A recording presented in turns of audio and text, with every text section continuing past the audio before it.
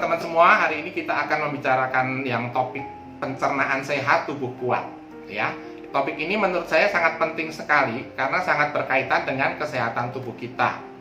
Nah, teman-teman, ada satu ungkapan yang mengatakan bahwa setiap 35 hari kulit kita diganti dengan kulit yang baru. Demikian pula sel hati setiap bulan itu ditumbuhkan sel-sel hati yang baru, sehingga setiap saat sel tubuh kita itu selalu berganti dengan sel yang baru, kecuali sel otak itu tidak diganti.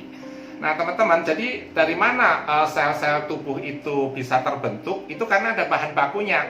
Bahan bakunya dari mana? Yaitu dari makanan, teman-teman. Jadi semua yang kita makan itu akan menjadi tenaga dan juga menjadi sel-sel tubuh yang baru, teman-teman. Jadi kalau makanan kita sehat, maka sel-sel tubuh yang dibentuk yang baru akan sehat. Kalau makanan kita tidak sehat, maka sel tubuh yang dibentuk juga menjadi tidak sehat dan kita menjadi sakit-sakitan atau kesehatan kita menurun. Jadi satu ungkapan mengatakan you are what you eat. Apa yang kamu makan,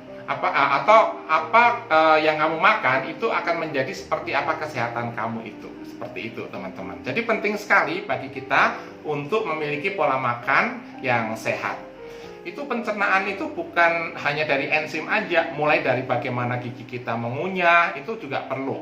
Kalau istri saya, dokter Eni selalu mengatakan ngunyahnya harus sejumlah giginya supaya halus gitu ya. Tapi kalau lapar ya apa boleh buat, kadang-kadang baru 3 kali gigitan ditelan juga gitu ya, seperti itu. Nah, jadi teman-teman juga nanti masuk ke lambung ada enzim, kemudian ke usus. Ada bakteri-bakteri yang baik dan seterusnya. Nah teman-teman, enzim itu berfungsi untuk penyerapan nutrisi makanan ya. Jadi penting sekali nih, kalau kita makan sehat ya, tapi enzimnya berkurang misalnya atau kurang, maka ya tidak bisa diserap begitu ya. Jadi enzim fungsinya apa? Untuk penyerapan nutrisi makanan. Jadi tanpa enzim yang cukup, makanan yang kita makan tidak dapat diserap dengan sempurna. Menumpuklah di dalam usus halus, kemudian terjadi pembusukan gitu ya. Dan zat-zat makanan yang membusuk ini juga nanti akan diserap tidak sempurna masuk ke sirkulasi darah sehingga bisa menjadi penyakit, teman-teman. Jadi enzim ini penting. Kemudian mikrobioma usus. Nah, di usus kita itu, teman-teman, itu bukan hanya berisi makanan, namun di usus kita itu juga terdapat makhluk-makhluk hidup dan jumlahnya luar biasa loh. Jumlah makhluk hidup di dalam usus teman-teman nih itu lebih banyak jumlahnya dibanding jumlah penduduk Indonesia kan. 100 triliun itu ada di dalam pencernaan kita ya, itu disebut sebagai mikroba atau mikrobioma ya.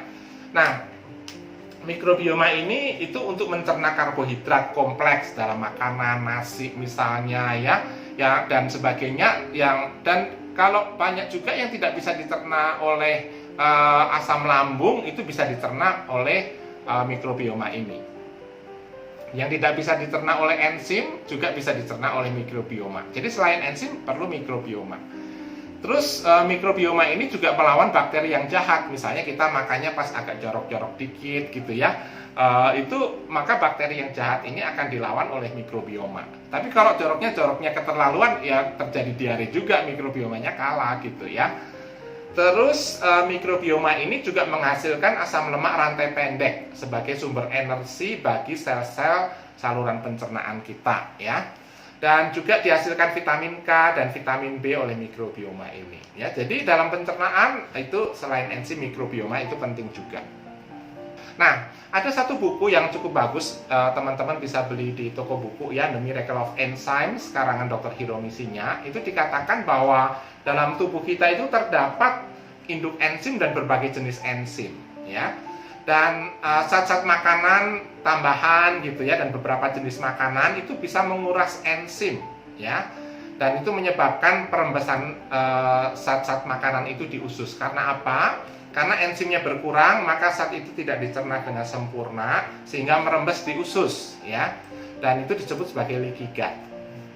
Nah, zat-zat makanan yang membusuk dan merembes di usus ini itu akan menjadi benda asing di tubuh kita ya, sehingga diserang oleh sel darah putih dan menyebabkan terjadinya satu penyakit autoimun misalnya. Itu juga penyakit-penyakit yang lain, teman-teman ya.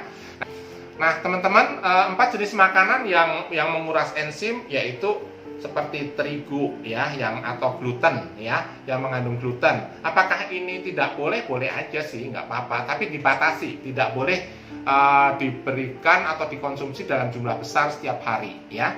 Kemudian susu sapi dari sapi yang makannya bukan hanya rumput tapi dikasih pakan buatan juga atau konsentrat. Itu zat dalam konsentrat itu ternyata ada di susu sapi ya. Kemudian gula pasir dan satu lagi MSG atau vetsin ya. Dan ini perlu dibatasi teman-teman karena ini membutuhkan enzim yang cukup banyak untuk mencernanya. Nah teman-teman, salah satu yang sering saya konsumsi di keluarga itu tempe ya. Nah sekarang saya jelaskan mengenai tempe. Nah kenapa tempe ini sehat? Karena teman-teman di dalam tempe itu mengandung probiotik atau bakteri-bakteri yang baik ya. Jadi ini sangat sehat untuk kita konsumsi ya. Dan tempe juga mudah didapatkan kan, di mana-mana di seluruh Indonesia itu ada tempe gitu ya. Nah, tapi teman-teman kalau tempenya ini digoreng ya, maka itu akan mengakibatkan probiotiknya itu banyak yang mati teman-teman ya. Jadi kalau ditumis gitu oke, nggak masalah, ditumis itu bagus seperti itu ya. Dan juga mengandung prebiotik. Prebiotik itu apa? Prebiotik itu makanan untuk probiotik atau bakteri yang baik. Probiotik itu sama dengan mikrobioma tadi teman-teman ya. Jadi ada probiotiknya, ada prebiotiknya juga. Dan juga tempe ini mengandung asam amino yang mudah diserap pencernaan. Asam amino itu apa? Asam amino itu protein yang sudah dipotong-potong jadi kecil-kecil sehingga bisa diserap. Jenisnya itu sangat lengkap di dalam kedelai itu ya. Jadi asam amino dari kedelai ini itu yang sangat bermanfaat untuk membentuk sel-sel baru di tubuh kita. Di samping itu tempe juga mengandung satu zat yang disebut isoflavon ya.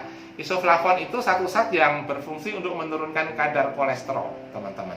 Juga isoflavon ini berfungsi sebagai antioksidan. Jadi kalau kolesterolnya itu sering naik gitu ya, kolesterol LDL apalagi teman-teman, itu bisa konsumsi tempe, itu akan sangat menolong ya.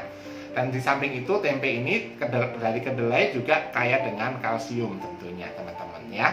Oke, ini manfaatnya. Dan nanti saya akan tunjukkan teman-teman bisa membuat juga tempe sendiri di rumah ya. Di samping itu teman-teman juga bisa konsumsi di tempe ini, nanti saya gabungkan dengan kelor ya, di mana terdapat vitamin A 2 kali lipatnya wortel pada kelor, 14 kali lipat kalsium susu, 4 kali lipat seratnya dibanding gandum. Juga mengandung kalium untuk kesehatan jantung kita, 4 kali lipat kalium pada pisang, dan zat besinya 9 kali lipat dari bayam ya. Nah ini bisa kita gabungkan teman-teman ya, kita gabungkan. Nah di sini kalau teman-teman mau membuat tempe sendiri ya, itu teman-teman gunakan kedelai organik yang non GMO. Itu beli di online sekarang banyak ya, atau di toko-toko yang jual makanan kesehatan ya, yang makanan sehat maksud saya ya. Kedelai organik teman-teman beli 1 kg ya. Teman-teman beli ragi tempe ya, itu banyak yang jual juga. Ragi tempe itu teman-teman nggak bisa beli 1 sendok teh ya, kita butuhnya 1 sendok teh. Belinya 1 kantong plastik, tapi murah sekali, itu sekitar 15 ribuan aja, dapat banyak ya. Kemudian teman-teman menggunakan tepung daun kelor, itu teman-teman beli di online juga banyak ya.